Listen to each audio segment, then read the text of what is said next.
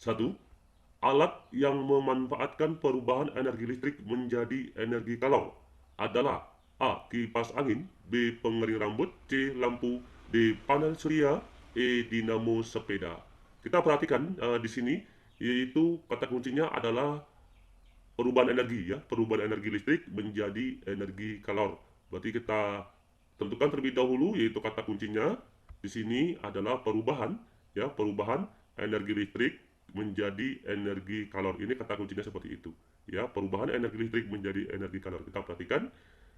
Mari kita lihat pembahasannya, ya, supaya lebih jelas, lebih paham mengenai tentang perubahan energi listrik menjadi energi kalor adalah kita perhatikan pembahasannya. Berikut beberapa alat yang digunakan dalam kehidupan sehari-hari memanfaatkan perubahan energi listrik menjadi energi panas atau energi kalor. Jadi energi kalor itu sama juga dengan energi panas, gitu ya. Jadi kita lihat terlebih dahulu, yaitu energi listrik. Berarti yang berhubungan dengan listrik, gitu ya. Jadi energi listrik menjadi energi panas. Salah satu contohnya apa? Setrika, ya. Kita buktikan setrika ini apabila kontaknya kita cokkan ke dalam kontak listrik, maka setrika ini akan berubah menjadi energi kalor atau energi panas, seperti itu. Ya, begitu pula kompor kompor ya, kompor gas. Mengapa kompor gas termasuk? Karena di sini apa namanya, kompor kita hubungkan ke tabung gas, ya. Gas itu tabungnya kan mengandung gas, ya. Setelah kita petikan, maka akan menjadi energi panas atau energi kalor. Begitu pula rice cooker, ya, untuk memasak nasi. Begitu pula apabila kontaknya kita cokkan ke dalam kontak listrik, maka akan yaitu menjadi energi panas, ya, dan solder. Artinya perubahan energi listrik menjadi energi kalor adalah salah satunya apa kipas angin. Bukan, ya, kipas angin ini kipas angin. Jadi kipas angin ini dari energi listrik menjadi energi gerak, ya, untuk kipas angin. Untuk pengering rambut, ini energi listrik menjadi rambut. Nah, pengering rambut, pengering rambut, ya. Maka situ akan menjadi rambut kita menjadi kering karena situ ada sedikit yaitu energi panasnya, gitu ya. Lampu, ya, lampu enggak, ini menjadi energi cahaya, ya, panel surya. Begitu pula menjadi energi cahaya, ya. Dinamo sepeda juga tidak, ya. Mengapa dinamo sepeda tidak? Karena dinamo sepeda ini digerakkan oleh ban, ada gaya gesekan, ya, berarti gerak seperti itu. Berarti jawabannya tepat untuk nomor satu di sini adalah yaitu B, pengering rambut. Berarti jawabannya tepat adalah yang B, yaitu pengering rambut. Kita lanjut nomor 2. Perubahan energi pada dinamo sepeda adalah, ini yang kita bahas tadi, yaitu kata kuncinya di sini adalah perubahan energi pada dinamo sepeda itu apa? A. Gerak menjadi listrik menjadi panas. Yang pertama, gerak menjadi listrik menjadi cahaya. D. Cahaya menjadi gerak dan menjadi listrik. D. Cahaya menjadi listrik dan menjadi cahaya. E.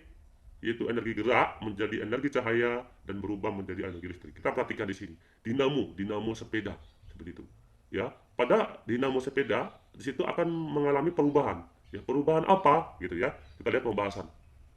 Pada pembahasan, dinamo adalah sumber energi yang berisi magnet, ya. Dinamo itu adalah berisi magnet dan kumparan di mana dapat menghasilkan energi listrik jika diputar, ya. Energi listrik jika diputar. Jadi prinsip dari kerja dinamo adalah mengubah energi gerak menjadi energi listrik. Gerak. Di mana bukti geraknya?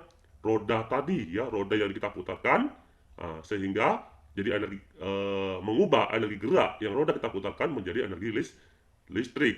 Dinamo sering digunakan pada lampu pada sepeda yang digerakkan berdasarkan gerak roda. Berarti sudah jelas, yaitu jawabannya adalah mengubah energi gerak menjadi energi listrik dan menjadilah sebuah cahaya. Berarti jawabannya adalah yang B, ya, energi gerak ke energi listrik dan menjadilah sebuah energi cahaya. Berarti jawabannya yang betul adalah yang B. Berikutnya nomor 3. ASEAN, ya, ASEAN dilambangkan dengan lingkaran biru yang di dalamnya terdapat gambar 10 batang padi berwarna kuning yang diikat. Warna kuning melambangkan A. Semangat dan dinamis. B.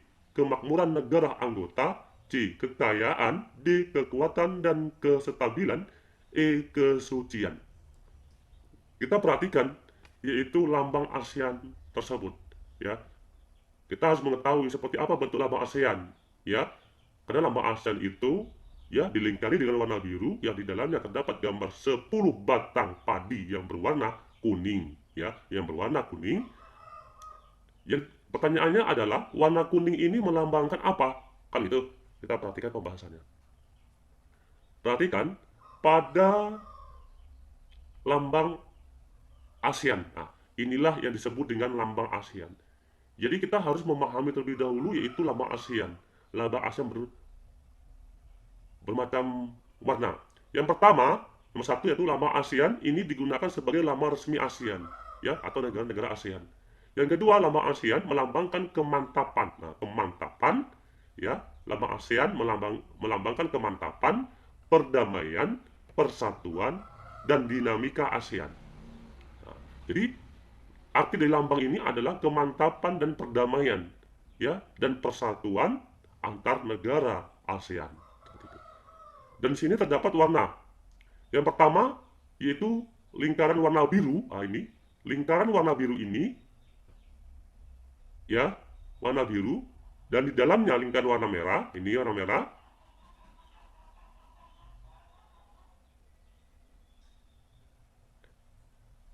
Lingkaran warna biru dan di dalamnya warna putih, warna putih, ya, dan kuning dalam warna yang digunakan dalam berbagai bendera negara ASEAN.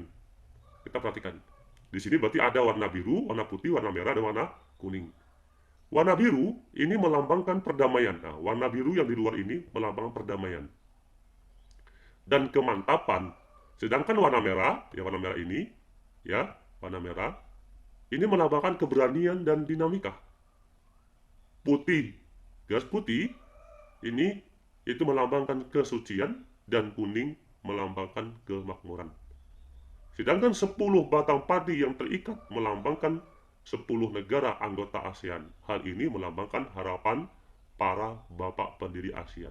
Ya, di sini ada 10 batang padi yang diikat, artinya adalah ada 10 negara ASEAN.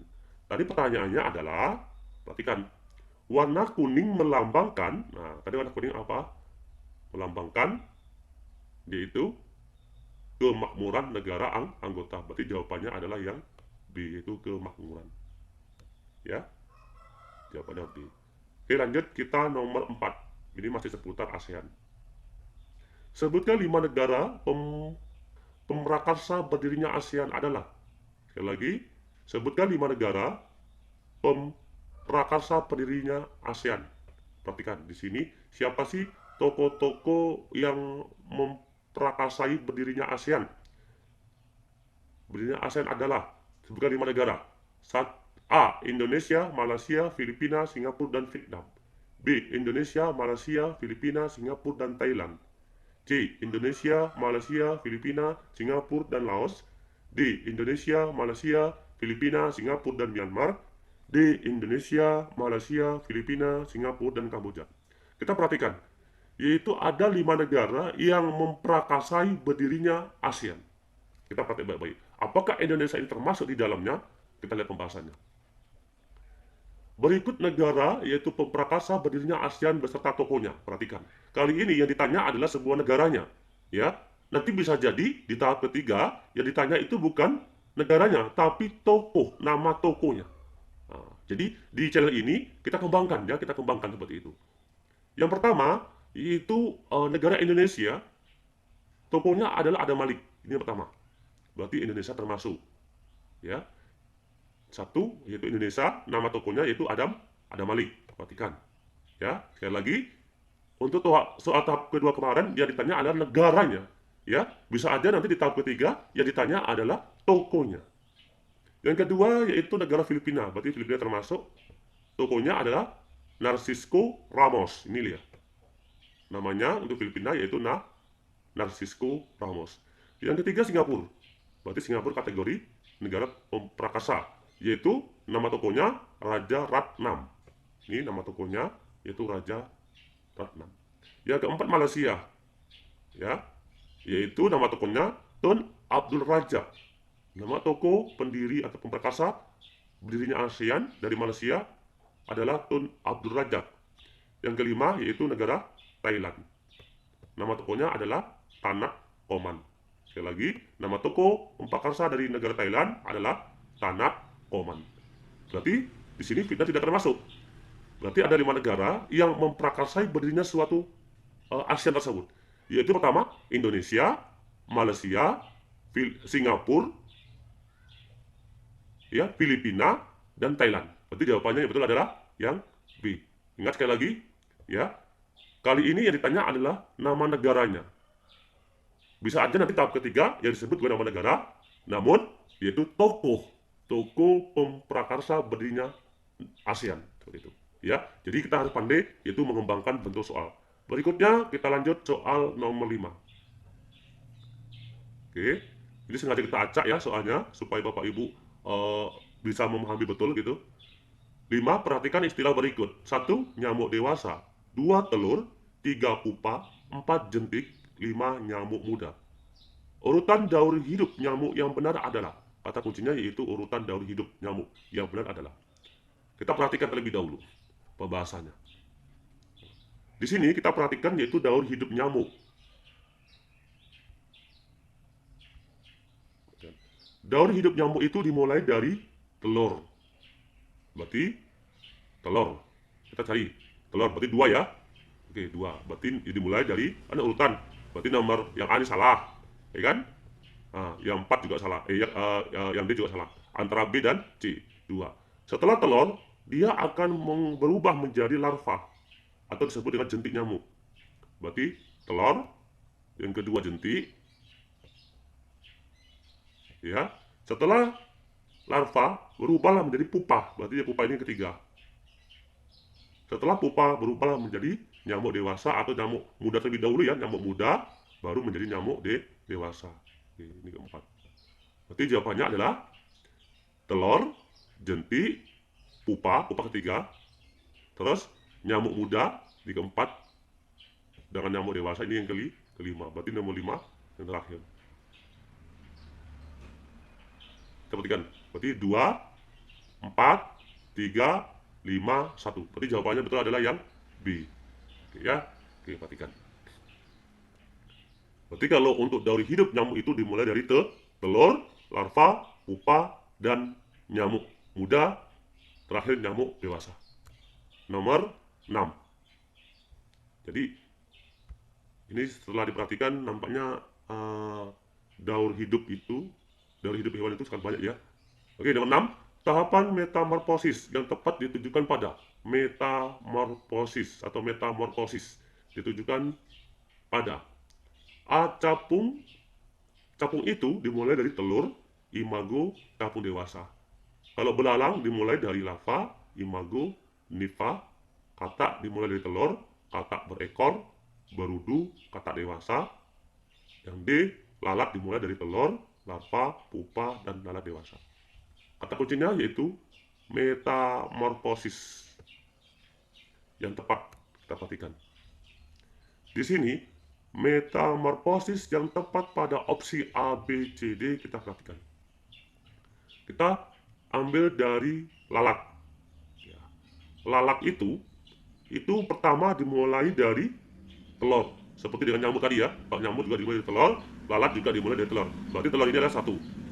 Setelah telur, dia berubahlah menjadi larva. Kedua, setelah larva, berubahlah menjadi pupa. Berarti pupa yang ketiga, setelah pupa menjadilah lalat dewasa. Lalat dewasa ini yang keempat. Berarti jawabannya yang betul adalah yang D. Berikutnya nomor 7. Kita lanjut nomor 7. Lambang pohon beringin pada Pancasila adalah lambang sila.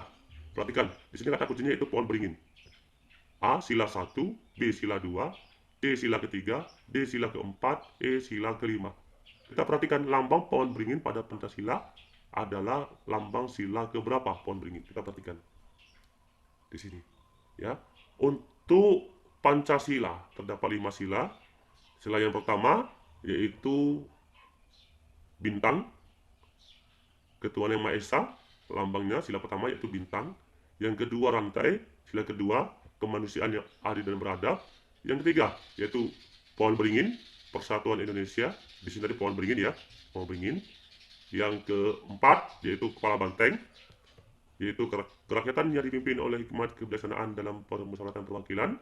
Sedangkan yang kelima padi dan kapas. Keadilan sosial bagi seluruh rakyat Indonesia. Berarti jawabannya untuk pohon beringin yaitu sila ketiga Persatuan Indonesia. Maka jawabannya adalah C. Oke, kali ini yang ditanya adalah lambang Pancasila. Ya, nanti bisa aja di tahap ketiga yang ditanya itu bukan lambang dari Pancasila, tapi makna dari sila ketiga, begitu ya, atau makna dari sila kedua dan seterusnya. Jadi kita harus memahami, ya, kita harus pandai mengembangkan seperti itu. Berarti nanti ini, kalau seandainya maknanya kata kunci seperti ini aja. Di sini ada kata ketuhanan, di sini ada kata kemanusiaan, di sini ada kata persatuan, di sini ada bermusyawarah, yang di sini ada kata keadilan. Jadi kalau seandainya nantinya ditanya adalah makna dari sila tersebut atau lambang tersebut, ya kita harus bisa mengembangkan kata ketuhanan itu apa, kata kemanusiaan itu seperti apa, kata persatuan itu seperti apa, bermusyawarah itu seperti apa bentuknya, dan keadilan itu bagaimana, seperti itu ya. Itulah kita pandai mengembangkan setiap soal tersebut. Maka untuk nomor 7 ini jawaban tepat adalah sila ketiga. Nomor 8. Gotong royong adalah salah satu pengalaman Pancasila, yaitu sila dengan lambang. Seperti ini, soalnya ke-8. Ya, gotong royong. A. Bintang, B. Rantai, C. Pohon beringin, D. Kepala banteng, E. Padi dan kapas. Kita perhatikan. Ya, bintang ini sila pertama. Ya kan, tadi kan? Bintang sila pertama. Rantai sila kedua, pohon beringin sila ketiga, kepala banteng sila keempat, sedangkan padi dan kapas sila kelima. Namun yang ditanya di sini adalah gotong royong. Tadi seperti tadi sudah sampaikan, kita harus tahu makna, ya, makna masing-masing dari sila tersebut atau kandungan yang terdapat dalam sila tersebut, gitu ya. Adalah salah satu pengalaman Pancasila, yaitu sila dengan lambang. Perhatikan pembahasannya. Kita perhatikan pada pembahasan. Jadi kita pandai mengembangkan ya. Oke.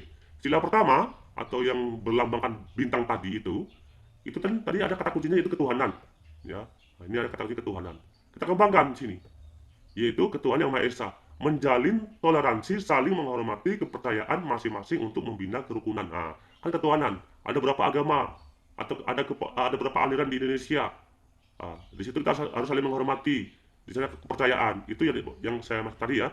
Gitu. Kita pandai mengembangkan atau nilai yang terkandung di dalam sila pertama itu apa gitu.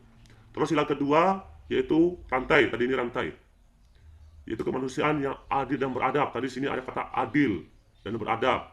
Apa sih maksudnya? Yaitu saling mencintai dan menumbuhkan rasa tanggung rasa serta menjunjung tinggi sikap kemanusiaan. Ya, tadi sini ada kata kemanusiaan dan adil dan beradab. Terus yang ketiga, sila ketiga yaitu pohon beringin. Persatuan Indonesia, ada kata kuncinya yaitu persatuan. Menempatkan persatuan bangsa, yaitu berdasarkan asas Bhinneka Tunggal Ika di atas kepentingan pribadi dan golongan, gitu ya. Yang keempat, sila keempat adalah kepala banteng, kerakyatan yang dipimpin oleh hikmat kebijaksanaan dalam permusyawaratan perwakilan. Nah, di sini ada kata kuncinya yaitu bermusyawarah, maka menjunjung tinggi asas kekeluargaan dalam bermusyawarah yang dilakukan dengan hati nurani luhur. Yang kelima yaitu padi dan kapas, keadilan sosial bagi seluruh rakyat Indonesia. Di sini ada kata kuncinya yaitu adil, maka mengembangkan perbuatan adil yang mencerminkan nilai luhur, kekeluargaan, dan gotong royong. Berarti jawabannya adalah E, padi dan kapas. Ada padi dan kapas itu, di sini ada kekeluargaan dan kegotong royongan. Itulah cerminan dari padi dan kapas. Nomor 9, perhatikan nomor 9. Teori yang menyatakan bahwa peserta didik selama kegiatan belajar lebih ditekankan untuk aktif berpikir, menyusun konsep-konsep serta memberi makna tentang hal-hal yang dipelajari, dan yang paling penting terwujudnya belajar adalah niat belajar didik itu sendiri. Hal tersebut merupakan aliran dari teori A. Konstruktivistik, B. Behavioristik, C. Humanistik, D. Sibernetik, E. Kognitivistik. Ya, teori belajar ini sudah kita bahas sebelumnya. Ya, di pembahasan sebelumnya, masih di channel Edukasi Official juga. Di sini kata kuncinya adalah niat peserta didik itu sendiri belajar itu akan terwujud apabila yaitu keluar dari niat peserta didik itu sendiri. Itu kata kuncinya seperti itu. Kita bahas. Teori belajar konstruktivistik memahami belajar sebagai proses pembentukan pengetahuan oleh peserta didik itu sendiri. Seperti itu. Jadi kalau kata kuncinya itu kita harus memahami kata kunci setiap soal supaya kita bisa menaklukkan semua soal. Di sini tadi soalnya kata kuncinya kita buat yaitu niat peserta didik itu sendiri. Atau gini, terwujudnya suatu belajar adalah niat peserta didik itu sendiri. Sedangkan pengertian dari konstruktivistik adalah di sini proses pembentukan pengetahuan oleh peserta didik itu sendiri. Karena pembentukan pengetahuan adalah peserta didik itu sendiri, peserta didik harus aktif selama kegiatan pembelajaran aktif. Maka jawabannya apa? Yang A, konstruktivistik. Nih, lihat ya. Aktif berpikir, menyusun konsep, dan memberi makna tentang hal yang sedang dipelajari. Tetapi yang paling menentukan terwujudnya gejala belajar adalah niat belajar peserta didik itu sendiri. Nah, jadi kata kunci dari konstruktivistik itu terwujudnya suatu belajar adalah niat belajar peserta didik itu sendiri. 10. Penilaian harus mampu mencari dan menemukan serta mendeteksi kesalahan-kesalahan yang menyebabkan terjadinya kelemahan dalam proses pembelajaran. Hal ini merupakan prinsip. Kata kuncinya kita buat di sini adalah mendeteksi kesalahan-kesalahan yang menyebabkan terjadi kelemahan dalam proses pembelajaran. Hal ini merupakan prinsip. A. Fitting out. B. Summing up. C. Checking out. D. Checking up. E. Keeping track. Kita perhatikan pengertian dari masing-masing tersebut. Keeping track, ya, keeping track itu adalah harus mampu menelusuri dan melacak kemajuan siswa. Ya, di sini kita bahas yaitu keeping track. Keeping track itu harus mampu menelusuri dan melacak kemajuan siswa sesuai dengan rencana pembelajaran yang telah ditetapkan. Checking up yaitu mampu mengecek ketercapaian. Nah, tadi kalau yang pertama tadi mampu menelusuri dan melacak kemajuan, kalau checking up mampu mengecek, namanya checking ya, berarti mampu mengecek ketercapaian kemampuan peserta didik dalam proses pembelajaran. Sedangkan fading out adalah mampu mencari dan menemukan serta mendeteksi kesalahan yang menyebabkan terjadinya kelemahan dalam proses pembelajaran. Itu fading out. Sedangkan summing up yaitu penilaian harus mampu menyimpulkan apakah peserta didik telah mencapai kompetensi yang ditetapkan atau belum. Berarti jawabannya udah jelas, itu fading out. A ya, fading out. Tadi karena pengertian fading out adalah penilaian harus mampu mencari dan menemukan serta mendeteksi kesalahan-kesalahan yang menyebabkan terjadi kelemahan dalam proses pembelajaran. 11. Kebutuhan tertinggi manusia dalam pembelajaran menurut teori Maslow adalah, ingat kata kuncinya adalah kebutuhan tertinggi manusia dalam pembelajaran menurut teori Maslow adalah A. Keamanan, B. Pengembangan diri, C. Afeksi dan relasi, D. Makan dan minum, tidur dan pakaian, E. Pencapaian dan status. Kita perhatikan yaitu piramida ya, atau piramid teori kebutuhan Abraham Maslow. Kita perhatikan di sini. Capaian tertinggi pada manusia itu apa? Yang pertama dari fisiologis. Manusia itu memerlukan makan, minum, tidur, pakaian, dan lain-lain, itu disebut dengan kebutuhan fisiologis. Berikutnya dia naik menjadi rasa aman. Manusia itu harus memiliki rasa keteraturan, stabilitas, dan keamanan. Itu namanya rasa aman. Naik lagi satu tingkat namanya sosial, yaitu afeksi, relasi, dan keluarga. Itu sosial, hubungan keluarga, hubungan tetangga. Berikutnya lagi naik ke penghargaan, yaitu pencapaian status tanggung jawab, reputasi, yaitu penghargaan manusia.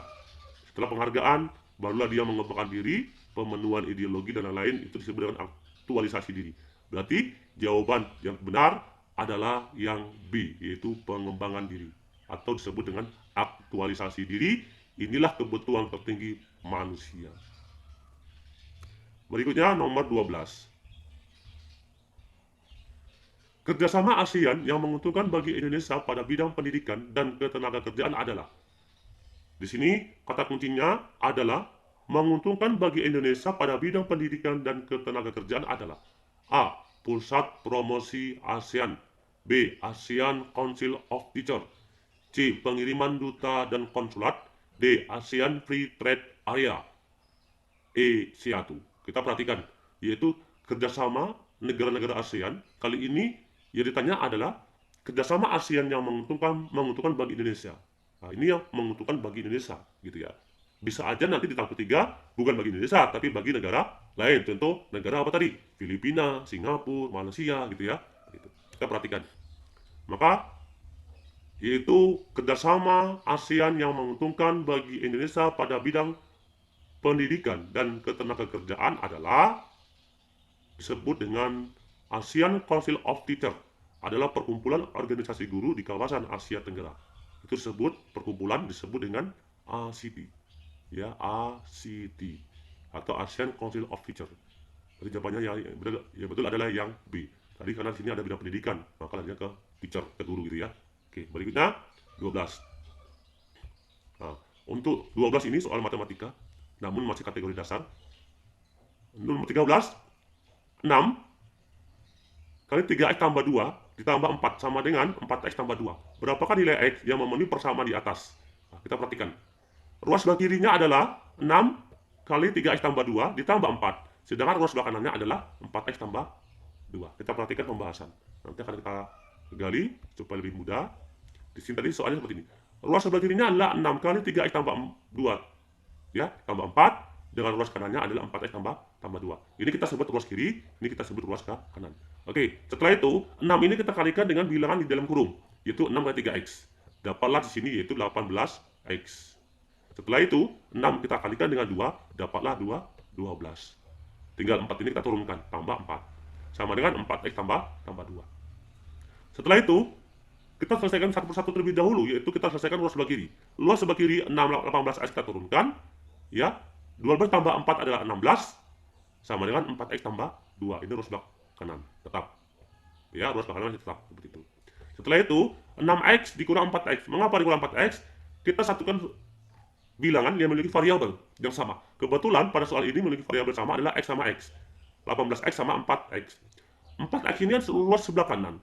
Kita satukan, kita gabungkan dengan ruas sebelah kiri, menjadilah berubah tanda. Yaitu 18x kita turunkan, dikurang. Ini positif nih. Ya, karena dia pindah ruas sebelah kiri menjadi negatif atau 18x kurang 4x sama dengan ini 16 ini positif. Ya, kita pindah ruas sebelah kanan menjadi negatif, min 16 tambah 2.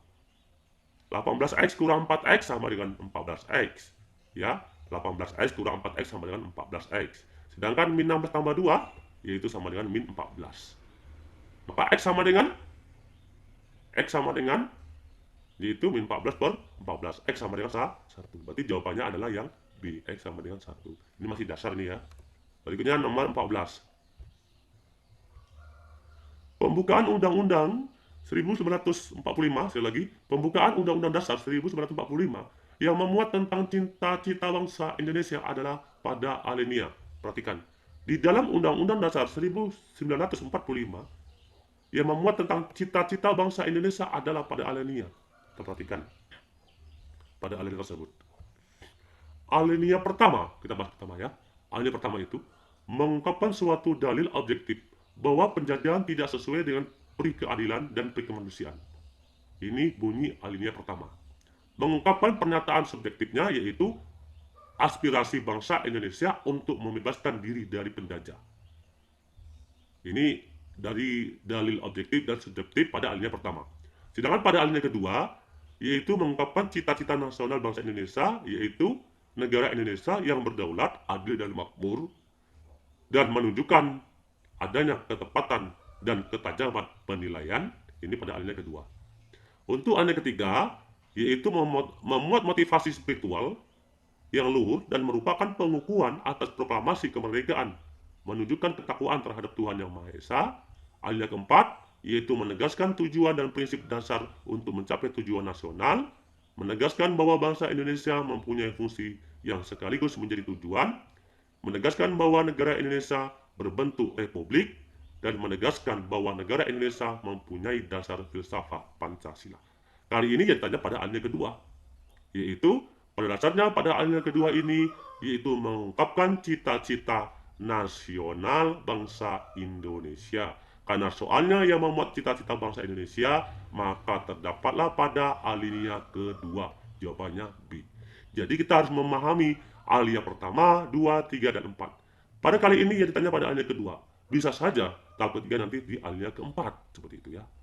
Oke, kita lanjut soal nomor 15. Pada soal nomor 15, makna dari alinea ketiga pembukaan Undang-Undang Dasar 1945 adalah A.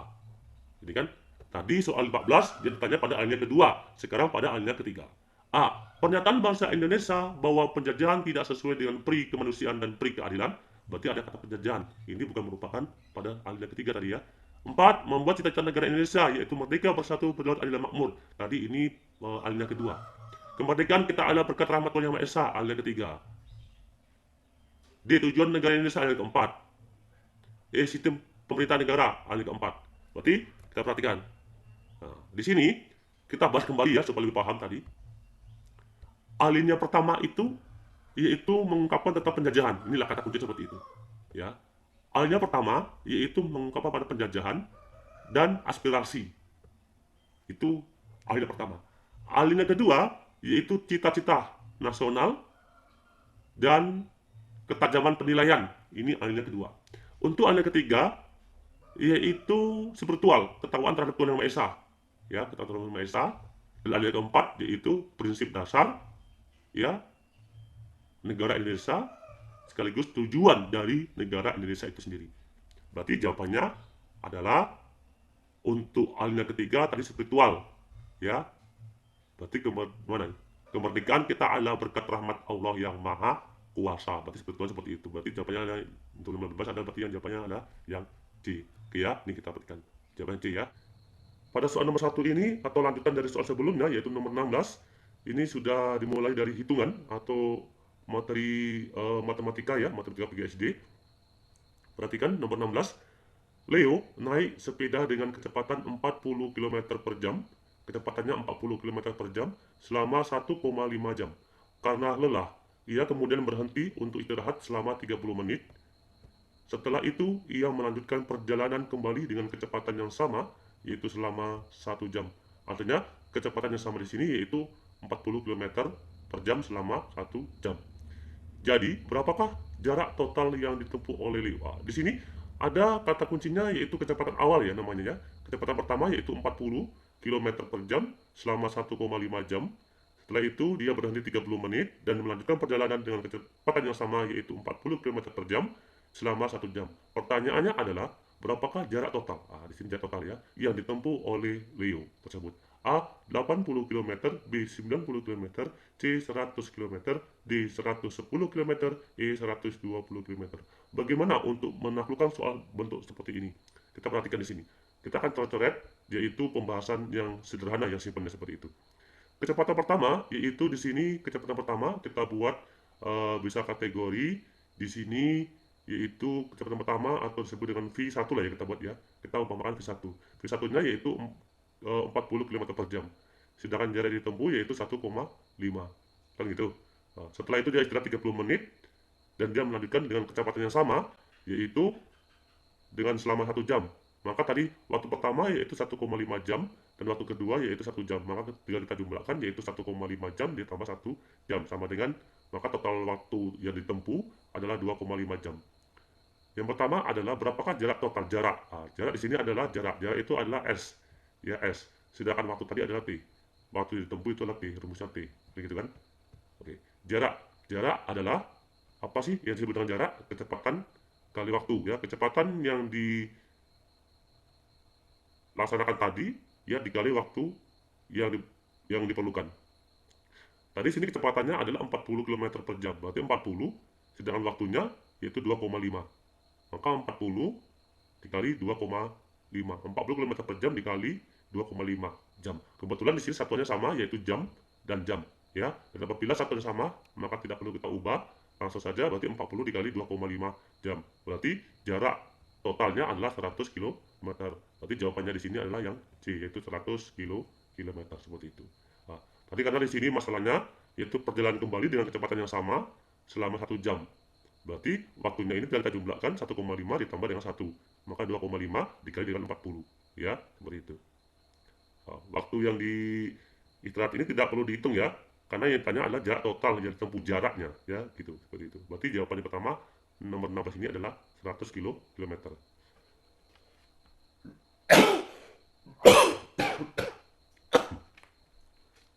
Kita lanjut nomor 2. Nomor 2 ini, atau nomor 17, itu hampir sama dengan penjabaran soal yang pertama kemarin, yaitu diketahui yaitu 5 kali X tambah 3 dikurang 25 sama dengan 3 kali 4X kurang 1.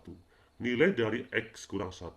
Ya, nah, di sini tadi kita tentukan yaitu ruas sebelah kirinya 5 kali X tambah 3 dikurang 25, sedangkan ruas sebelah kanannya yaitu 3 kali 4X kurang 1. Berapakah nilai X kurang 1? A, min 2, B, min 1, C 1, D 2. Kita perhatikan pembahasannya. Akan kita uraikan di sini bagaimana sih cara mengalihkan yang sederhana. Tadi kita tentukan terlebih dahulu yaitu ruas sebelah kirinya 5 kali X tambah 3 kurang 25, sedangkan ruas sebelah kanannya yaitu 3 kali 4X kurang 1. Seperti biasa, apabila kita menjumpai perkalian seperti ini, atau disebut dengan faktor perkalian, maka 5 ini kita kalikan dengan X. 5 kali X, yaitu dapatlah di sini 5X. Setelah itu 5 dikali dengan 3, dapatlah 15. Kita turunkan yaitu dikurang 25. Ini dapatlah ruas sebelah kiri. Sama dengan ruas sebelah kanan ikuti sama, yaitu 3 kali 4X, yaitu 12X, sedangkan 3 kali min 1, yaitu min 3. Setelah dapat ruas sebelah kiri dan ruas sebelah kanan, ya, kita selesai terlebih dahulu, kita turunkan, yaitu 5X kita turunkan, ya, 5 kita turunkan ke bawah, terus 15 dikurang 25 yaitu min 10 ya. 15 kurang 25 yaitu min 10 sama dengan 12X kita turunkan dan dikurang 3. Sudah dapat seperti ini, sudah kita sederhanakan, baru bilangan yang memiliki variabel kita satukan, ya, kita gabungkan. Di sini kebetulan yang memiliki variabel sama adalah 5X dan 12X. Berarti 5X dan 12X seperti itu ya. Berarti 5X dikurang dengan 12. Mengapa dikurang 12X? Karena pindah ruas. Sebelumnya ruas sebelah kanan 12X ini positif karena dia pindah ruas sebelah kiri menjadi negatif. Begitu pula yaitu 10 ya, karena di sini min 10 menjadi positif 10 dikurang 3. Berarti 5X dikurang 12X yaitu min 7X ruas sebelah kiri, 10 dikurang 3 sama dengan 7. X sama dengan 7 dibagi min 7. X sama dengan min 1. Ini dapat nilai X. Apakah sudah selesai? Belum. Pertanyaannya adalah X kurang 1. Berarti yang ditanyakan nilai dari X kurang 1. X-nya kita masukkan yaitu min 1. Ya, X-nya ini kita masukkan yaitu min 1 dikurang dengan 1. Min 1 dikurang 1 sama dengan min 2. Gitu ya. Atau ini sama juga seperti ini. Ya, kalau seandainya agak bingung, min 1 dikurang 1 sama dengan min 2 sama seperti ini. Min 1 ya ditambah yaitu min, karena dua tanda yang berbeda kita pisah dengan tanda kurung, min 1. Seperti ini bentuknya. Berarti sama dengan min 1 ini kita tulis seperti kembali ke sebelah kiri yaitu min 1. Di sini positif dan negatif ya. Dua tanda yang berbeda akan menghasilkan negatif, maka dikurang dengan 1. Dapatlah di sini yaitu sama dengan min 2. Berarti jawabannya adalah yang A. Oke ya, cukup jelas. Nomor 18. Pancasila sebagai dasar negara diibaratkan sebagai peneduh bangsa Indonesia. Ya, kata kuncinya yaitu sebagai peneduh bangsa Indonesia untuk berlindung dan merasa aman. Berdasarkan pernyataan di atas, termasuk salah satu arti lambang Pancasila yang berbunyi. Nah, di sini kata kuncinya tadi adalah sebagai peneduh bangsa Indonesia untuk berlindung merasa aman. Ya, termasuk salah satu arti lambang Pancasila. Jadi kita harus mengetahui lambang ya Pancasila dan maknanya apa gitu ya. Nah, ini yang perlu kita jawab seperti ini. Oke, jadi untuk soal tahap ketiga itu nanti bisa sebagai penduduk bangsa Indonesia ya untuk berlindung dan merasa aman berdasarkan pernyataan di atas termasuk salah satu arti lambang Pancasila yang berbunyi A. Ketuhanan yang Maha Esa, B. Kemanusiaan yang adil dan beradab, C. Persatuan Indonesia, D. Kerakyatan yang dipimpin oleh hikmat kebijaksanaan dalam permusyawaratan perwakilan, keadilan sosial bagi seluruh rakyat Indonesia. Kita harus memahami satu persatu ya, terlebih dahulu. Ketuhanan yang Maha Esa, apa lambangnya? Ketuhanan yang Maha Esa, lambangnya adalah apa? Ketuhanan yang Maha Esa, lambangnya bintang. Kemanusiaan yang adil dan beradab, lambangnya rantai. 3. Persatuan Indonesia, lambangnya pohon beringin. 4. Kerakyatan yang dipimpin oleh hikmat kebijaksanaan dalam permusyawaratan perwakilan, lambangnya banteng. 5. Keadilan sosial bagi seluruh Indonesia, lambangnya padi dan kapas. Gitu ya. Kita perhatikan di sini jawabannya C. Kita buktikan apakah betul sebagai penduduk bangsa Indonesia untuk berlindung dan merasa aman, Apakah betul? Ini merupakan arti lambang Pancasila yang berbunyi Persatuan Indonesia. Kan bunyi silanya adalah Persatuan Indonesia. Lambangnya apa? Kita perhatikan. Sila ketiga yaitu Persatuan Indonesia, menempatkan persatuan bangsa Indonesia yaitu asas Bhinneka Tunggal Ika di atas kepentingan pribadi dan golongan. Menempatkan persatuan bangsa. Nah, sebagai tadi sih, ya, itu menempatkan sebagai peneduh bangsa untuk berlindungan persatuan Indonesia. Berarti jawabannya yang tepat untuk nomor 18 ini adalah C, yaitu Persatuan Indonesia. Lambangnya adalah sila ketiga, yaitu lambangnya pohon beringin. Berikutnya nomor 19. Cara menanggulangi tikus dengan simbiosis atau simbiosis yang ramah lingkungan adalah simbiosis. A. Ya, memasang racun tikus di setiap lubang tikus. Racun. Apakah ini simbiosis? Bukan ya. Ramah lingkungan? Tidak. B. Membuat perangkap tikus. Bisa jadi. C. Memasang rumah burung hantu di area persawahan. Bisa jadi. D. Memelihara ular pemangsa tikus. Ya. Maka jawaban yang benar adalah yang C, yaitu memasang rumah burung hantu di area persawahan yang ramah lingkungan ya. Maka jawabannya betul, nomor 19 ini adalah C, memasang rumah burung hantu di area persawahan. Nomor 20, kewenangan mengadili pada tingkat pertama dan terakhir yang putusannya bersifat final ya dalam memutuskan pembubaran partai politik dilaksanakan oleh A. Pengadilan Negeri, B. Pengadilan Tinggi, C. Komisi Yudisial, D. Mahkamah Agung, E. Mahkamah Konstitusi. Kita harus mengetahui ya fungsi dari masing-masing Pengadilan Negeri, Pengadilan Tinggi, Komisi Yudisial, Mahkamah Agung, dan Mahkamah Konstitusi. Di sini kata kuncinya adalah tingkat pertama dan terakhir yang putusannya bersifat final, yaitu pembubaran partai politik. Berarti kata kuncinya adalah pembubaran partai politik. Kita perhatikan masing-masing fungsi dan kewenangan. Yang pertama, Mahkamah Agung. Kita bahas satu persatu ya. Fungsi dari Mahkamah Agung adalah kekuasaan kehakiman. Ya, itu fungsinya. Sedangkan Komisi Yudisial fungsinya pengawasan. Kalau MA itu kekuasaan, sedangkan KY Komisi Yudisial pengawasan, ya, sedangkan MK yaitu kekuasaan. Itu kata kuncinya, kekuasaan kehakiman, ya. Jadi Mahkamah Agung fungsinya sama dengan Mahkamah Konstitusi ya di sini. Ini kita lihat dari fungsi. Berikutnya kita lihat dari kewenangan. Ya, kewenangannya untuk Mahkamah Agung kewenangannya 1. Mengadili pada tingkat kasasi, 2. Menguji peraturan perundang-undangan di bawah undang-undang, 3. Mempunyai kewenangan lain yaitu memutus pemberhentian. Itu Mahkamah Agung ya. Berikutnya kewenangan Komisi Yudisial. 1. Merekrut calon hakim, kedua menjaga dan menegakkan pelaksana kode etik, ini Komisi Yudisial. Sedangkan Mahkamah Konstitusi kewenangannya adalah menguji undang-undang terhadap Undang-Undang Dasar 1945. Kedua, memutus sengketa kewenangan lembaga negara. Ketiga, memutus pembubaran partai politik. Keempat, memutus perselisihan hasil pemilu. Nah, di sini tadi ada kata kuncinya yaitu pembubaran partai politik di sini ya. Berarti itu kewenangan dari Mahkamah Konstitusi, memutus pembubaran partai politik. Berarti jawabannya adalah Mahkamah Konstitusi. Berarti jawabannya adalah yang E. Oke. Untuk kali ini yang pertanyaannya adalah pembubaran partai politik. Ya. Jadi kita harus bisa menjabarkan. Ya. Bisa saja nanti di tahap ketiga itu yang ditanya adalah menegakkan pelaksanaan kode etik. Itu dilaksanakan oleh, maka jawabannya adalah Komisi Yudisial.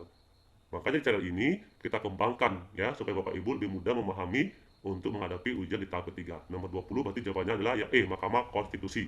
Karena Mahkamah Konstitusi kewenangannya salah satunya adalah memutus pembubaran partai politik. Ya. Nomor 21.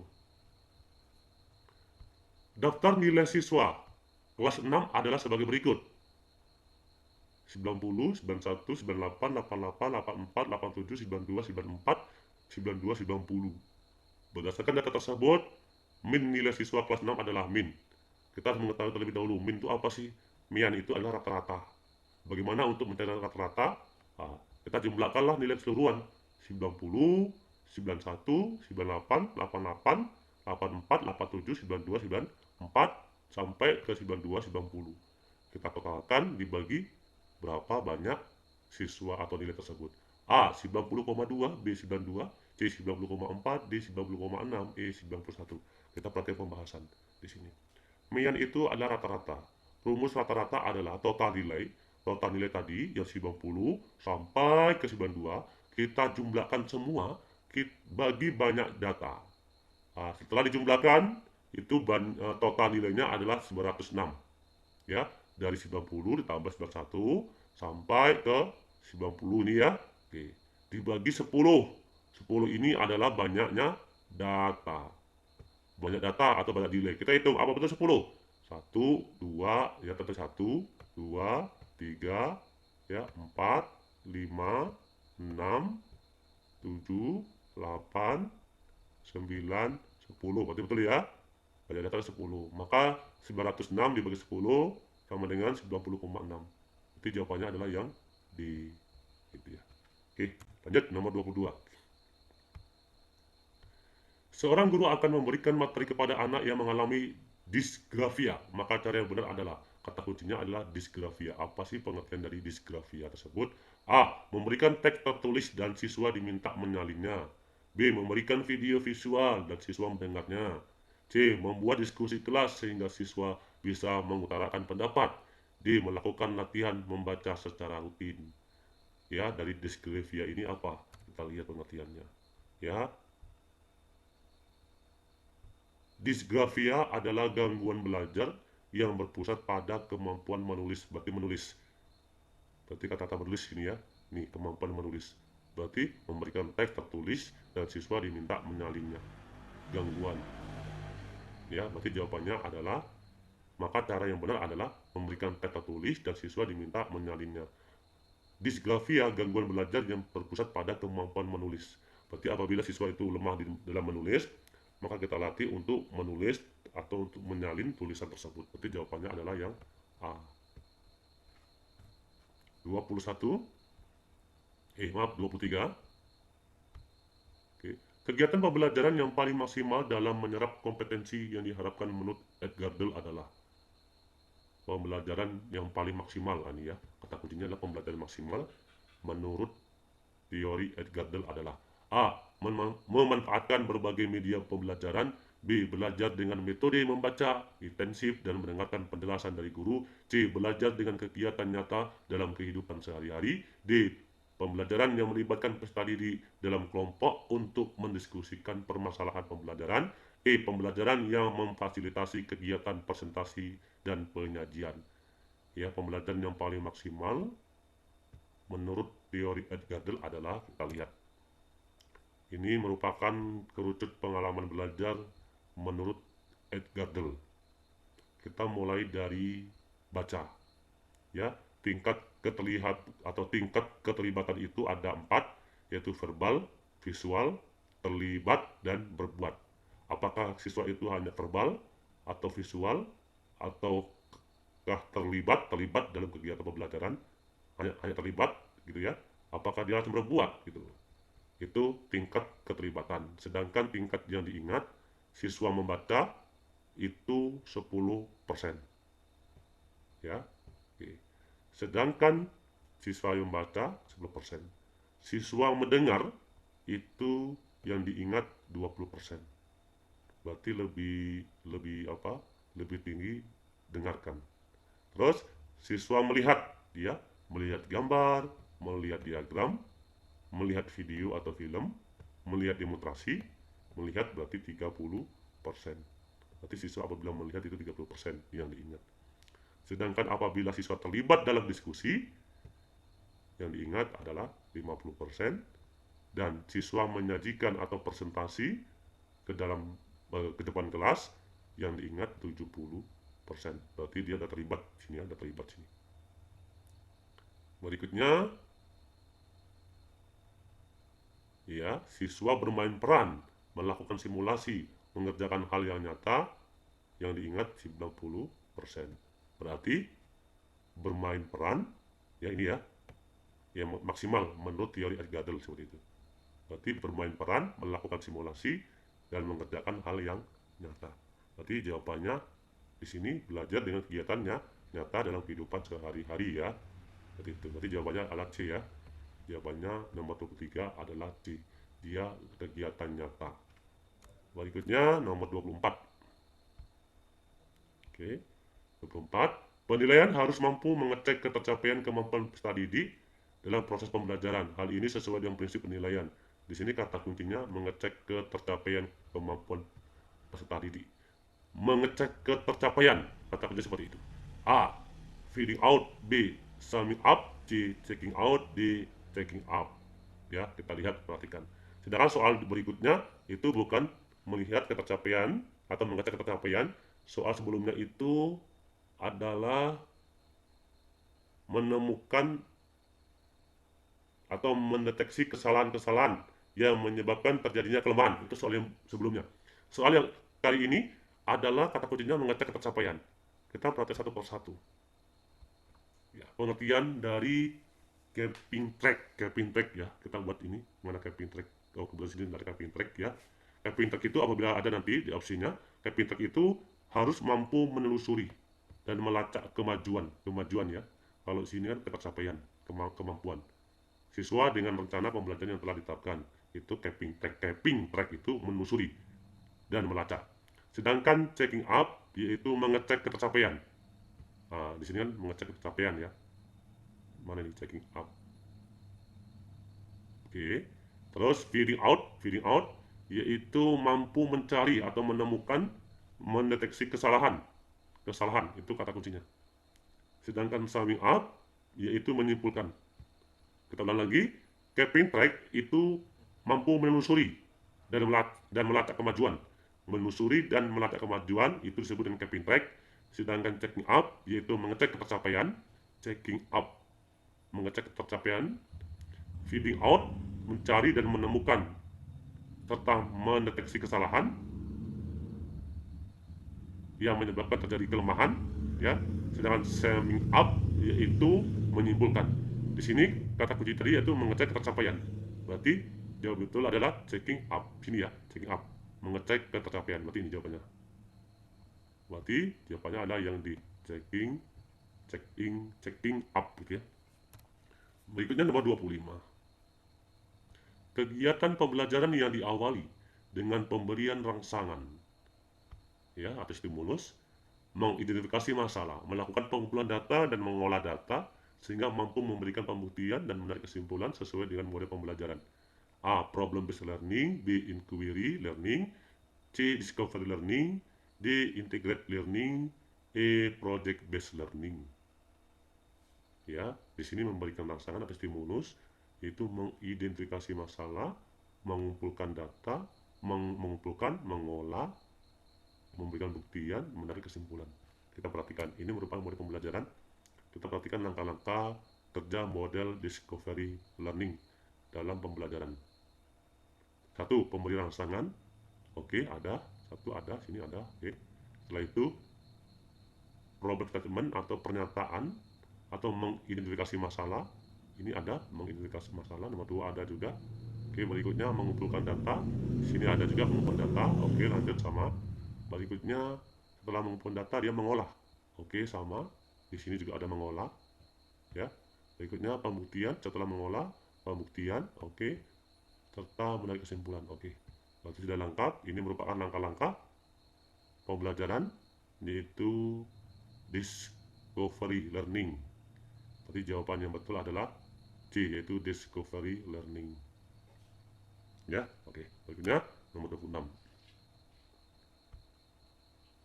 Oke, nomor 26. Berikut ini kerjasama anggota ASEAN.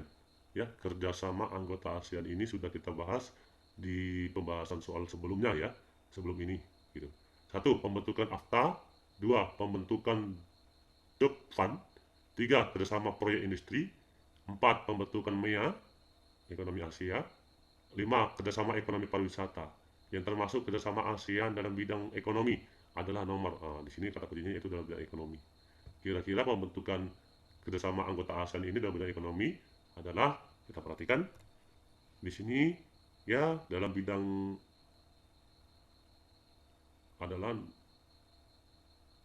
the Zone of Peace, Freedom and Neutrality, bidang politik keamanan. Jawabannya di sini adalah satu ya. Kita bahas satu persatu dulu. AFTA ini termasuk dalam bidang ekonomi, iya betul. Jovat bukan. Kerjasama proyek industri apa ekonomi? Iya. MEA pasti. Kerjasama pariwisata pasti.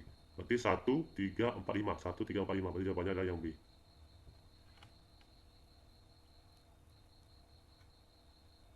Oke ya. Berikutnya nomor 27.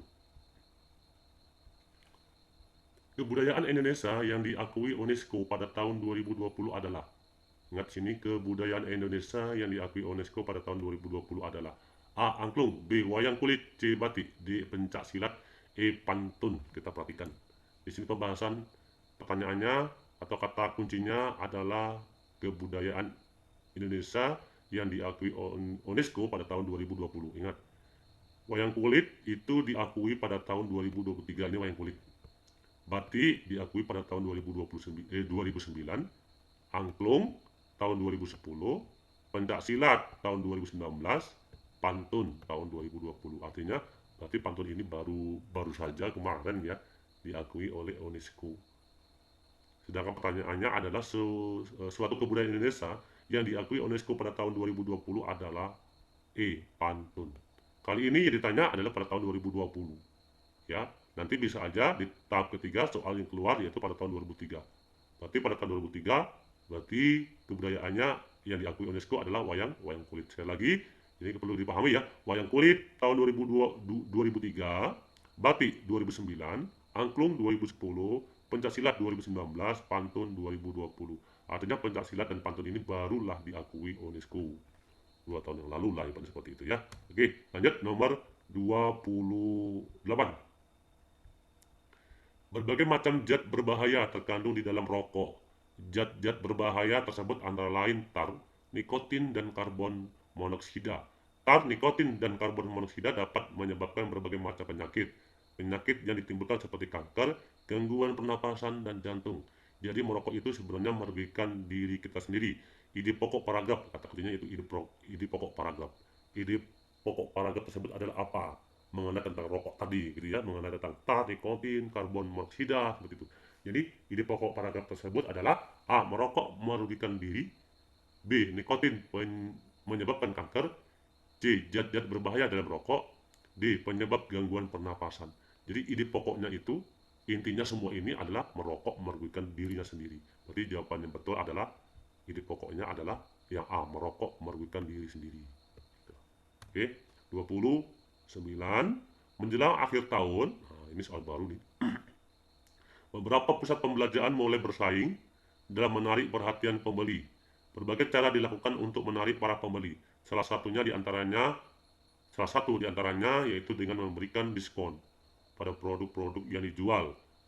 Makna kata diskon dalam paragraf tersebut adalah A. Ini kata diskon. A.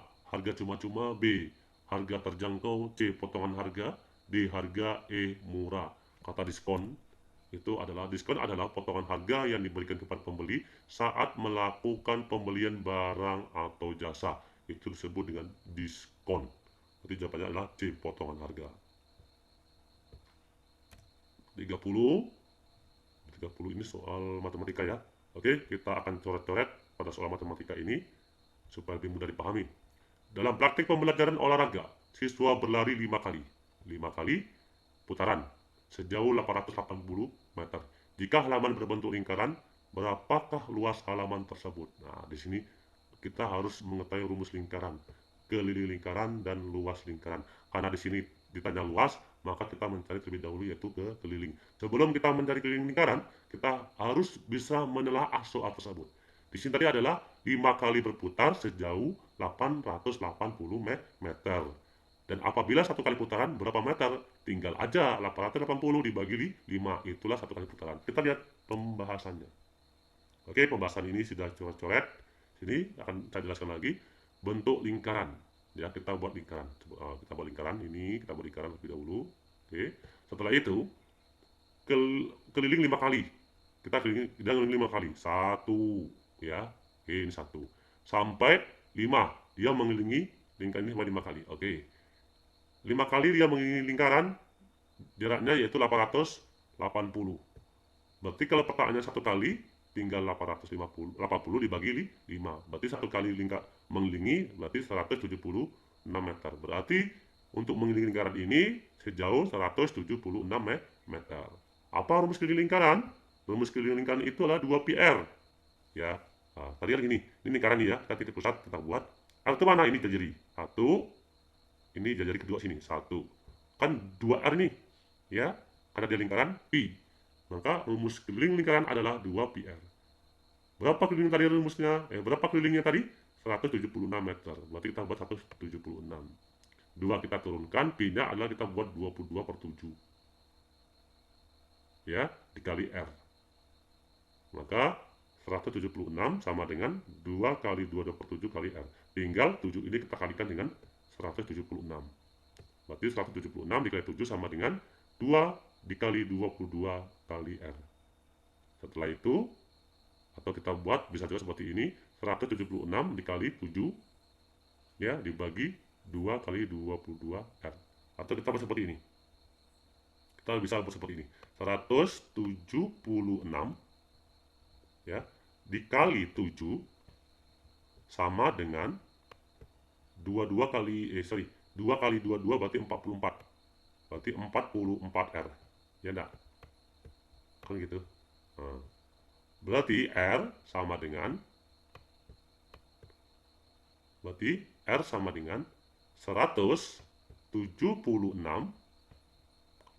dikali 7 dibagi 44. Nah, gitu. Dapatlah dia di sini 28 meter. Itu R. Berarti jari-jari tadi dari sini, ini yang kemari, itu adalah 28 meter. Sedangkan jari-jari kemari, karena dia berlingkaran, sama juga dengan 28 meter. Ini baru keliling. Yang ditanya adalah luas. Luas lingkaran rumusnya adalah pi r kuadrat. Pi-nya tadi kita masukkan, yaitu 22/7 dikali 28 kuadrat. 28 diambil dari R ini. Ya, R ini. Maka sama dengan, kita kalikanlah 22/7 kali 28 pangkat 2.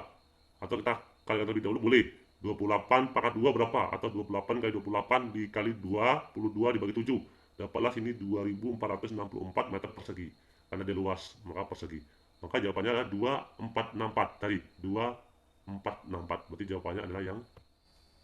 Perhatikan nomor 31 pada gambar tersebut, yaitu gaya yang terjadi seperti pada gambar adalah, ya. Gaya yang terjadi seperti pada gambar adalah. Kita perhatikan di sini terdapat dua. Yang pertama yaitu orang tersebut yang melakukan panah, dan yang kedua yaitu panahnya. Jadi ada dua gaya yang terjadi pada gambar ini. A. Gaya gesek dan gaya gravitasi. B. Gaya pegas dan gaya magnet. C. Gaya otot dan gaya gravitasi. D. Gaya otot dan gaya pegas. E. Gaya gesek dan gaya pegas. Kita perhatikan yaitu dua gambar tersebut. Yang pertama adalah orang tersebut. Orangnya ini dia sedang melakukan yaitu panah atau sedang melakukan memanah, maka di sini terjadi gaya otot, ya. Di sini gaya otot. Sedangkan pada gambar panah ini, ya, di sini ada namanya gaya pegas, ya. Kita perhatikan pembahasannya. Di sini yang dimaksud gaya otot itu adalah yaitu gaya yang dimiliki makhluk hidup yang mempunyai otot. Nah, di sini nampak yaitu gaya ototnya pada lengan, ya, pada lengan ini, gitu. Sedangkan gaya pegas adalah gaya yang dihasilkan oleh sebuah pegas yang memiliki sifat elastis.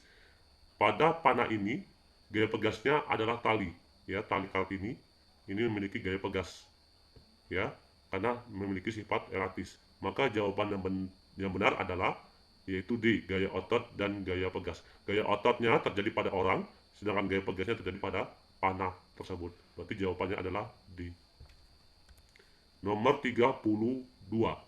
Penulisan kata serapan yang tepat terdapat pada kalimat. Ingat, kata kuncinya adalah kata serapan yang tepat.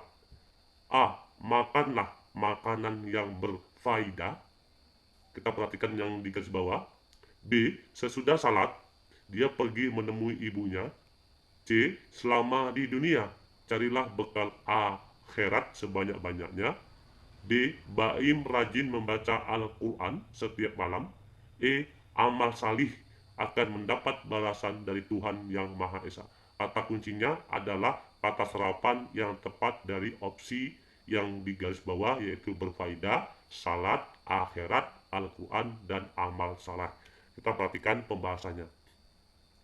Di sini serapan yang tepat atau yang benar adalah berfaedah, ya. Berfaedah, bentuk bakunya adalah faedah. Sedangkan akhirat, bentuk bakunya adalah akhirat. Dan amal salih, bentuk bakunya adalah amal saleh. Dan Al-Quran, bentuk bakunya Al-Quran. Berarti jawaban yang tepat di sini terdapat penulisan kata serapan yang tepat terdapat pada kalimat. Dan sini perhatikan adalah salat. Sesudah salat dia pergi menemui ibunya. Berarti jawaban yang betul adalah yang B, ya. Karena berfaedah, bakunya faedah. Sedangkan akhirat, bakunya akhirat. Sedangkan amal saleh, yaitu amal salih, bentuk bakunya amal saleh. Dan Al-Quran tetap Al-Quran, ya, Al-Quran. Berarti yang tepat di sini adalah B. Sesudah salat dia pergi menemui ibunya. Berikutnya kita lanjut nomor 33. Perhatikan gambar berikut, yaitu terdapat dua mobil mainan, yaitu mobil A dan mobil B, ya. Massa mobil A 3 kg dan memiliki percepatan 2 meter per second kuadrat. Sedangkan massa mobil B 5 kg memiliki percepatan 3 meter per second kuadrat. Perbandingan gaya yang bekerja pada mobil mainan A dan B adalah, di sini kata kuncinya adalah perbandingan gaya. A 2:5, B 5:2, C 3:5, D 5:3, E 2:3. Perhatikan dua benda mobil mainan tersebut. Kita perhatikan pada pembahasan, kita akan mencoba yaitu menjelaskan secara terperinci. Di sini yang ditanya adalah gaya, perbandingan gaya. Rumus gaya itu adalah hasil kali massa dan percepatan. Massa itu simbolnya M, sedangkan percepatan ini simbolnya A. Berarti massa dikali dengan percepatan itulah hasil dari gaya, atau itulah disebut dengan gaya. Kita perhatikan, pertanyaannya adalah perbandingan gaya. Berarti perbandingan dua mobil mainan A dan B ini. Berarti gaya A atau FA banding dengan gaya B atau FB sama dengan, sedangkan rumus dari gaya tadi adalah massa kali percepatan. Karena di sini adalah gaya A, maka rumusnya adalah massa A dikali percepatan A. Ini rumusnya. Sedangkan gaya B, rumusnya adalah massa B dikali percepatan B. Ya, oke. Sekarang kita masukkan nilainya. Massanya tadi 3 kg, sedangkan percepatannya yaitu 2 untuk yang A. Untuk yang A. Maka massa A dikali percepatan A, massanya adalah 3, sedangkan percepatannya adalah 2. Berarti 3 kali 2 berarti 6. Kita buat sini, kita buat dulu yaitu 6. Oke. Sedangkan yang B, massa B-nya yaitu 5, sedangkan percepatan B-nya yaitu 3. Berarti banding yaitu 15. 5 kali 3 yaitu 15. Kita boleh cara menggunakan opsi yang berbeda.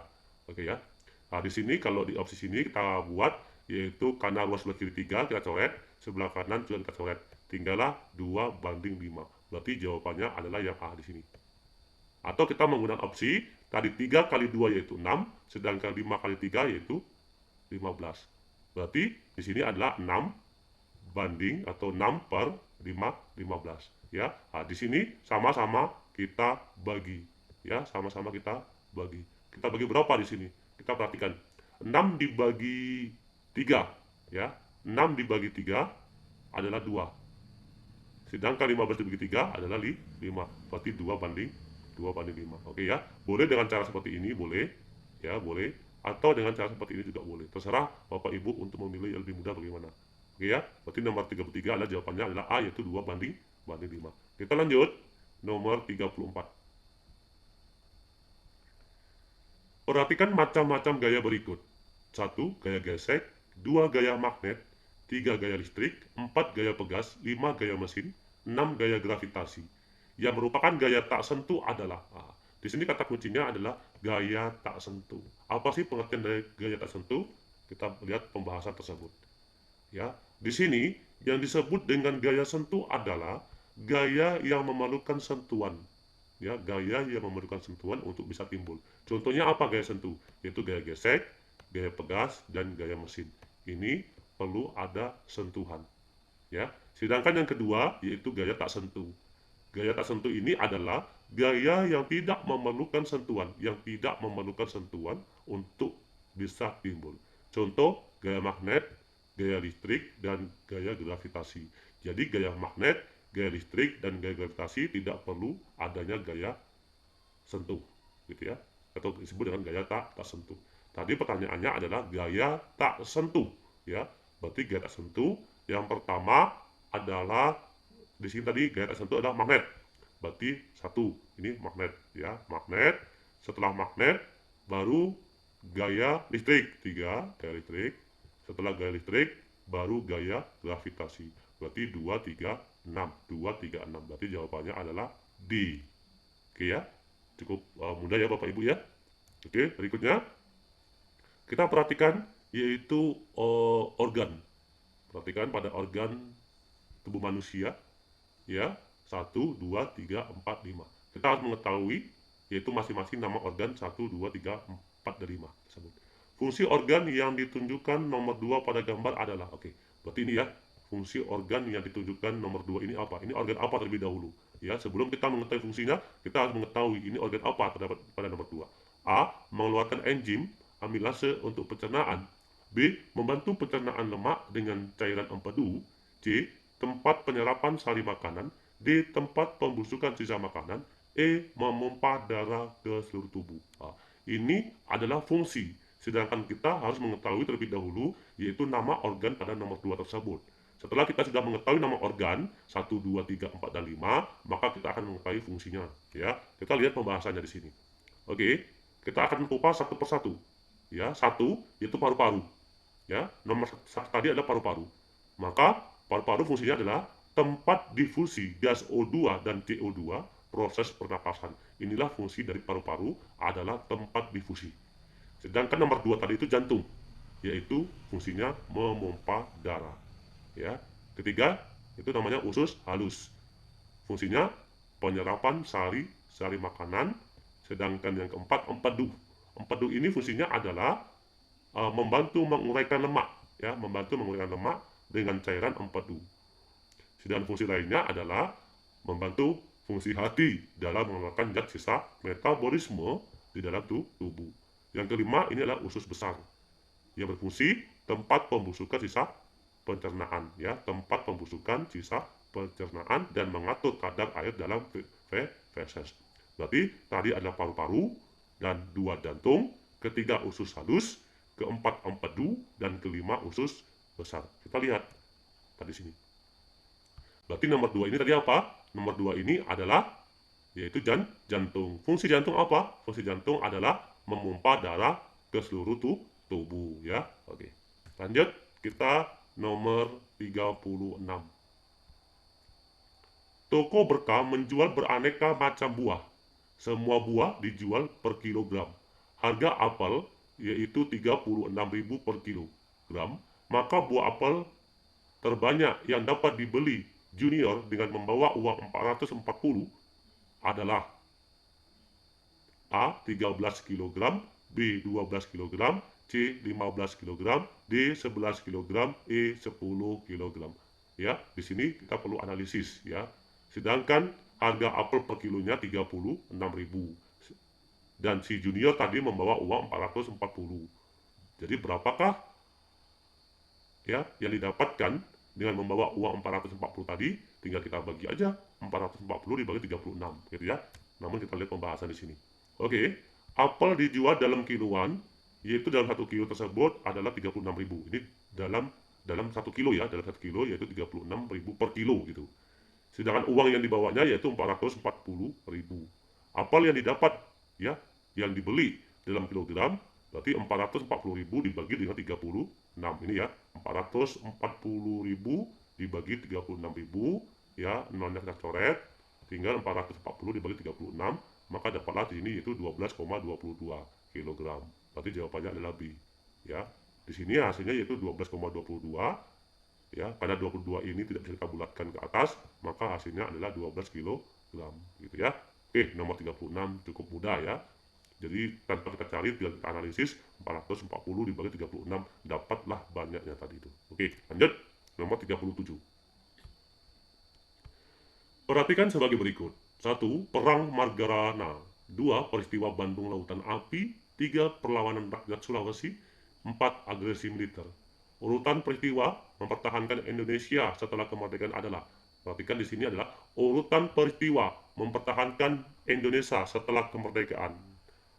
Ya, kita perhatikan A 2 1 3, B 1 2 3, C 2 1 4, D 3 4 2, E 4 2 1. Perhatikan urutan perang 1 sampai 4 yang mempertahankan Indonesia setelah kemerdekaan Indonesia adalah, kita perhatikan masing-masing. Perang Margarana itu terjadi pada 20 November 1946. Setelah itu, pertempuran ini dipimpin oleh Kepala Divisi Sunda Kecil, yaitu Kolonel Gusti Ngurah Rai. Ya. Berikutnya, peristiwa Bandung Lautan Api terjadi pada tanggal 23 Maret 1946. Berarti yaitu peristiwa Bandung Lautan Api. Ya, peristiwa Bandung Lautan Api terlebih dahulu berarti. Ya, setelah itu baru perang Margarana. Dan serangan militer Belanda 1 adalah operasi militer Belanda di Jawa dan Sumatera terhadap Republik Indonesia yang dilaksanakan dari 21 Juli 1947. Di sini 47 ya. Berarti urutannya dari yaitu 23 Maret 46. Setelah itu baru 20 November 1946, baru lanjut ke serangan militer Belanda. Berarti urutan yang pertama adalah nomor 2, yaitu peristiwa Bandung Lautan Api. Setelah itu perang Margarana, dan yang ketiga adalah agresi militer 1. Berarti 2 1 4 2 1 4. Jawaban yang benar adalah C. 38. Perhatikan organ tersebut. Fungsi organ yang ditunjukkan oleh nomor 3 adalah, perhatikan di sini ada 9 organ ya. Namun pertanyaannya adalah yang ditunjukkan nomor 3 ini berarti ya. Oke. Berarti ini organnya. Ini nama organnya apa terlebih dahulu ya, sebelum kita memahami fungsinya. A. Memompa dalam sistem peredaran darah. B. Menyaring zat berbahaya dari darah, menjaga kadar kolesterol dan glukosa dalam darah. C. Berperan dalam difusi CO2 dan O2 pada proses pernapasan. D. Menghasilkan enzim yang diperlukan untuk pencernaan. E. Yaitu mengekskresikan urin ke ureter yang kemudian diteruskan keluar dari tubuh. Perhatikan fungsi organ nomor 3. Kita harus mengetahui yaitu nama organ nomor 3 tersebut. Oke, di sini kita akan bahas satu persatu. Dari nomor 1 tadi. Tadi di dalam organ tersebut ada 9 organ. Nomor 1 tadi yaitu otak. Ya, otak. Fungsinya yaitu mengendalikan diri, perencanaan, penalaran. Ini fungsinya. Ya, sedangkan nomor 2 tadi adalah jantung. Nomor 2 adalah jantung, yang berfungsi sebagai pemompa dalam sistem peredaran darah. Berarti itu jantung. Yang ketiga adalah lambung. Tadi pertanyaannya adalah nomor 3 ya, berarti itu lambung. Yaitu menghasilkan enzim yang diperlukan untuk pencernaan, menghasilkan enzim. Yang keempat, ginjal, yang berfungsi adalah mengekskresikan urin ke ureter, kemudian diteruskan keluar dari tubuh, yaitu mengekskresikan.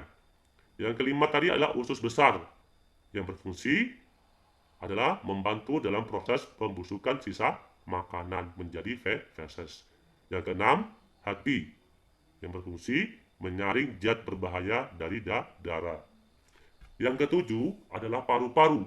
Paru-paru yang berfungsi yaitu tempat difusi gas CO2 dan O2, karbon dioksida dan oksigen pada proses pernapasan. Itulah paru-paru. Yang kedelapan yaitu faring, terletak di hulu tenggorokan dan merupakan persampingan atau persimpangan antara rongga mulut ke rongga ke kerongkongan dan rongga hidung ke tenggorokan. Yang kesembilan, kandung kemih berfungsi yaitu sebagai penyimpan urin ya sebelum diekreksikan. Tadi pertanyaannya adalah nomor 3. Apa sih? Ya, nomor 3 tadi lambung. Apa fungsi dari lambung? Yaitu menghasilkan enzim yang diperlukan untuk pencernaan. Nah, di sini menghasilkan enzim yang diperlukan untuk pencernaan. Berarti jawabannya adalah D, menghasilkan enzim. Oke, perhatikan nomor 39. Spion mobil menggunakan cermin cembung, ya, cermin cembung, untuk melihat kendaraan di belakangnya dengan jelas. Sifat cermin cembung yaitu, kata kuncinya adalah sifat cermin cembung. A. Maya, tegak diperkecil. B. Maya, tegak sama besar. C. Nyata, terbalik diperbesar. D. Nyata, terbalik diperkecil. Ya, kita harus mengetahui sifat-sifat cermin. Cermin cekung, cermin cembung, cermin datar. Ya, kali ini yang pertanyaannya adalah cermin cembung. Kita lihat pembahasan. Perhatikan pada kaca spion mobil ini. Ini contohnya seperti ini. Ya, ini kaca spion mobil. Ya, berarti ini merupakan cermin cembung. Cermin cembung ini yaitu jelas sifatnya adalah yang pertama maya, yang kedua tegak, yang ketiga diperkecil.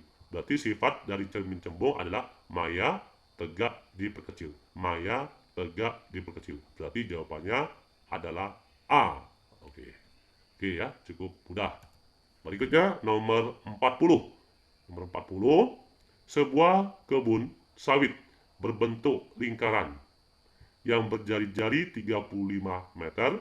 Pada tepi kebun itu dipasang tiang pagar ya yang berjarak 1 meter. Berapa banyaknya tiang yang harus dipasang? Perhatikan kata kuncinya adalah lingkaran. A. 200, B. 210, C. 220, D. 230, E. 250. Di sini kata kuncinya adalah lingkaran. Kita harus mengetahui yaitu lingkaran terlebih dahulu. Perhatikan pada pembahasan ini ya, perhatikan lingkaran. Ya, ini adalah sebuah lingkaran. Perhatikan. Tadi dari soal sudah jelas memiliki jari-jari. Inilah yang disebut dengan jari-jari. Ya, ini jari-jari, ini juga jari-jari, nanti sini juga jari-jari, sedangkan ini jari-jari. Kita buat ini jari-jari satu. Ya, ini satu, ini dua, tiga, dan empat. Oke ya. Jari-jarinya 35 meter. Sedangkan pada tepi kebun itu dipasang tiang. Nah, ini pada tepinya. Pada garis lingkaran tadi, tepi dipasang tiang. Antara tiang satu ke tiang berikutnya ini, yaitu jaraknya 1 meter. Ya, dan antara tiang yang kedua dan ketiga juga jaraknya 1 meter tersebut. Oke. Berapakah banyak tiang yang harus dipasang? Jadi kita hitung berapa banyak tiang ini yang mengelilingi pada lingkaran tersebut. Oke, tepi ditanami pohon, jarak 1 meter. Oke, tadi ini antara tiang satu ke tiang kedua itu jaraknya 1 meter. Jadi carilah keliling. Maka kita cari keliling lingkaran tersebut. Apa sih rumus keliling lingkaran? Keliling lingkaran adalah rumusnya 2πr. Ya, ini rumusnya. 2πr. Berarti P-nya 22/7. Artinya berapa? Artinya tadi jari-jarinya adalah 35 meter. Gitu ya. Oke. Berarti 2 kali 22/7 dikali 35. Ya, kita coba di sini. Oke. Berarti kita buat di sini adalah 22/7, kita sederhanakan dengan 35. 7 kali 7 habis. Sedang 35/7 ada 5. Ya. Berarti di sini ada sisa 5. Tinggal kita kalikan aja. 2 kali 22, 44. 44 dikali 5 yaitu 220. Ini keliling lingkaran.